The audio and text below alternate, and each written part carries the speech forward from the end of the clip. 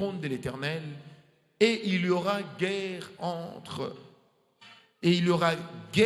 de l'Éternel contre Amalek de génération en génération.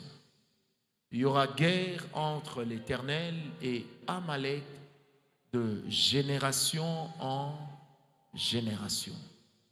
Amen. Une histoire que presque tout le monde connaît. La plupart d'entre nous avons déjà entendu parler de cette histoire. Comment est-ce que Josué, qui n'était même pas un militaire, est allé livrer bataille. Et au moment de livrer bataille, Moïse se place juste en face. Sur la montagne en face, il est en train de regarder Josué.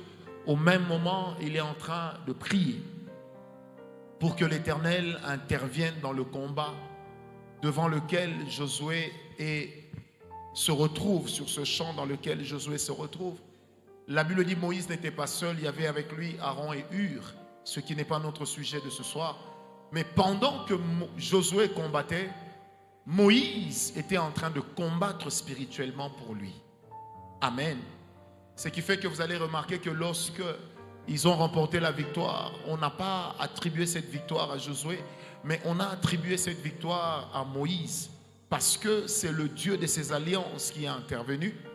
Et même si c'est Josué qui a remporté la victoire sur le terrain physique, mais le combat spirituel prend toujours le dessus sur le combat charnel. Amen. Je répète, le combat spirituel a toujours l'avantage sur le combat charnel. Je répète encore, le combat spirituel est toujours plus important que le combat sur le plan charnel. Toute victoire qui est déjà remportée sur le plan spirituel, bien aimé, sur le terrain physique, ça ne sera qu'une rediffusion. Baissez le son. Ça ne sera qu'une rediffusion de ce qui avait déjà été fait. Amen. Voilà pourquoi vous allez remarquer que nous qui croyons à la présence de Dieu, nous qui croyons également au combat spirituel, nous savons une chose, ce n'est pas quand on vient devant le peuple que l'on combat, mais on combat déjà en amont, là où on est seul. Et quand on vient devant le peuple, ce qu'on fait, c'est percuter et répercuter que les victoires que nous avons déjà enchaînées dans le monde spirituel. Amen.